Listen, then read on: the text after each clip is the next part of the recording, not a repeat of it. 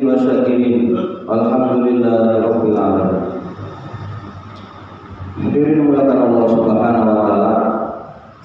Setiap sesuatu, segala sesuatu butuh ketakwaan. Segala sesuatu butuh keikhlasan, butuh keistiqomahan.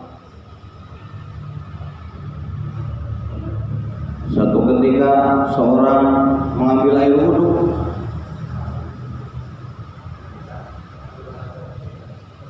maka setiap tetesan air wudhu Allah jadikan satu malaikat. Maka malaikat ini terbang ke atas, kemudian terjun turun ke laut. Setelah dari laut, maka malaikat ini terbang ke udara sambil mengepak-ngepakkan sayapnya. Maka setiap tetes air yang jatuh dari kepakan sayap malaikat semuanya jadi malaikat. Dan semua malaikat tersebut mendoakan untuk orang yang berwudu tadi. Jadi hadirin rahimakumullah, Allah Subhanahu wa taala adalah zat yang kuasa mutlak menciptakan segala sesuatu, yang nampak, yang tidak nampak, yang sengaja, yang tidak sengaja, dengan irodatnya sendiri, tanpa bantuan makhluk sedikit pun.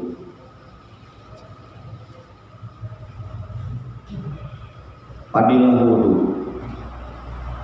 sehingga terumpah sahabat ada di surga.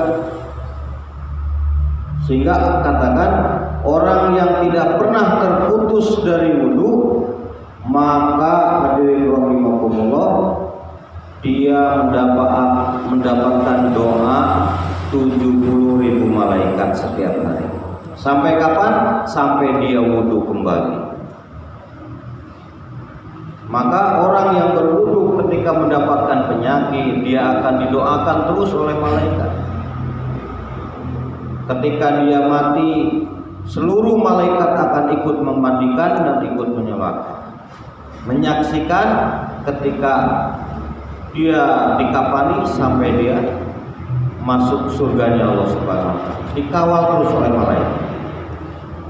Maka alhamdulillah, mudah-mudahan urang sadayana digolongkeun ahli taat ka Allah Subhanahu wa taala. Istiqomah kalayan ikhlas. Hadirin yang dimuliakan ku Allah Subhanahu wa taala. Di Sunda Pak, Sunda. Nasional. Semuanya ya. Jadi hadirin yang dimuliakan oleh Allah Subhanahu wa taala, ada namanya ahli surga Ainul Mardiyah. Seorang syekh di Palestina, dia mengadakan khutbah atau kajian. Maka ada di antara mustaminya ada pemuda. Dia umur belasan tahun, orang tuanya meninggal, kedua orang tuanya meninggal. Harta warisannya banyak, sehingga semuanya dijual dijadikan emas.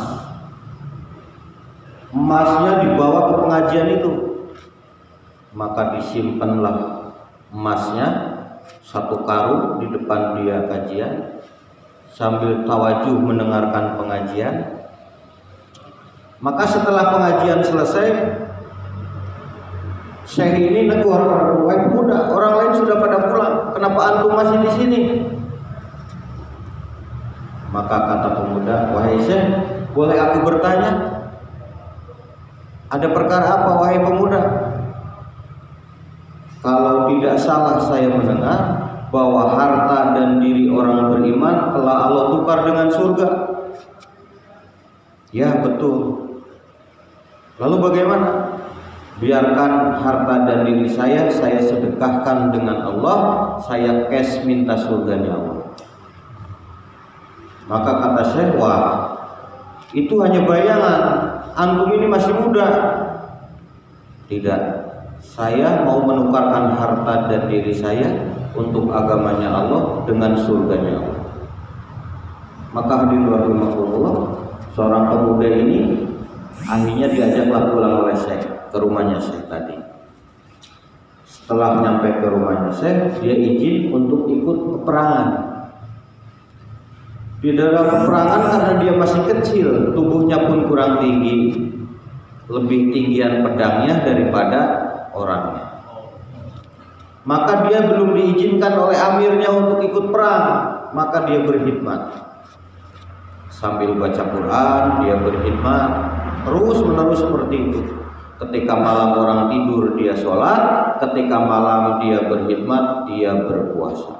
Terus seperti itu, sehingga saking lelahnya dia tertidur di ruangan khidmat. Di ruangan khidmat dia tidur, tiba-tiba ada seorang lelaki yang menarik dia, "Wahai fulan, ikut." "Kemana?" "Ayo ikut." Setelah ikut, hadirin rahimakumullah, ternyata di sana ada satu bukit, ada satu pegunungan yang begitu indah, dan semua penduduk di sana tidak ada rumah, tidak ada istana, tidak ada villa. Semuanya bidadari semua, cantik-cantik. Allah. Kecantikannya lebih cantik daripada artis tercantik di dunia ini. Banyak wanita itu. Maka dikenalkan oleh laki tadi, "Wahai pemuda, mungkin ini ada istrimu di sini." Maka ditanya oleh pemuda, "Wahai para bidadari cantik, apakah ada di antara kalian yang jadi istriku?" "Oh bukan, aku cuma pengurus kebun saja." Maka, "Lalu di mana istriku?" "Coba di sana." Maka jalan lagi, bukan ditarik lagi, tapi dia yang mengajak si bapak tadi untuk menghantar ke kebun yang satu lagi. Maka di sana ada kebun yang terhalang oleh dua sungai. Satu sungai terhalang dengan sungai madu, satu sungai mengalir sungai susu. Maka dia ke kebun itu, sehingga di kebun itu benar banyak wanita cantik. Cantik sekali, ternyata bidadari-bidadari 70 kali lebih cantik daripada yang cantik-cantik tadi. Hadirin rahimakumullah, maka si pemuda ini nanya, "Wahai fulan-fulan, wahai manusia cantik, apakah ada Ainul Mardiyah di antara kalian calon istriku?" "Oh bukan, kami hanya dayang-dayangnya saja." "Lalu di mana Ainul Mardiyah?" "Di sana ada." Dia jalan lagi, ternyata dari satu bukit kelihatan nampak ada sebuah villa, sebuah istana yang begitu indah. Begitu jalan, pemuda tadi dilepaslah oleh bapak tadi, tidak dihantar ke villa tadi, karena yang tadinya pemuda ini nolak untuk diajak, sekarang justru tidak mau ada yang menemani, jadi harus sendiri. Setelah di sana hadirin, maka ada seorang wanita di depan istana tadi. "Apakah engkau Ainul Mardiyah?" "Oh, bukan." "Lalu di mana Ainul Mardiyah?" "Ada di dalam." Begitu dibuka, jadi ternyata cantiknya begitu luar biasa, tidak terbayang. Harum wangi badan atau tubuhnya Ainul Mardiyah ini 500 perjalanan udah tercium harumnya. Matanya biru sambil bercahaya, sehingga sudah tidak kuat lagi si pemuda tadi untuk segera membawa Ainul Mardiyah. Hadirin rahimakumullah, ternyata apa? Ternyata setelah diajak, dia tidak mau. "Aku tidak mau." "Kenapa wahai Ainul Mardiyah?"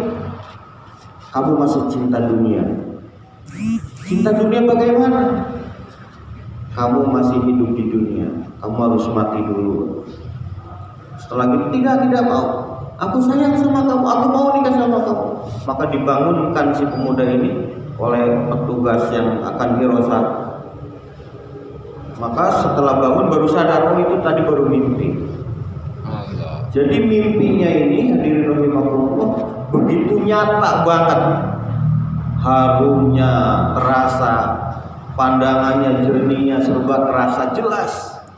Sehingga apa, hadirin rahimakumullah, sehingga pemuda tadi memaksakan diri ikut untuk perang. Setelah perang, hadirin rahimakumullah, maka seolah-olah mukjizat yang luar biasa. Maka pemuda yang tadi lebih tinggi pedang daripada pemudanya, ini seolah pedangnya ini menggibaskan, menebasi musuh. kalau nggak salah 9 musuh junta ini mati seketika dalam peperangan ini. Maka bingung pemuda ini siapa yang memukulkan? Saya nggak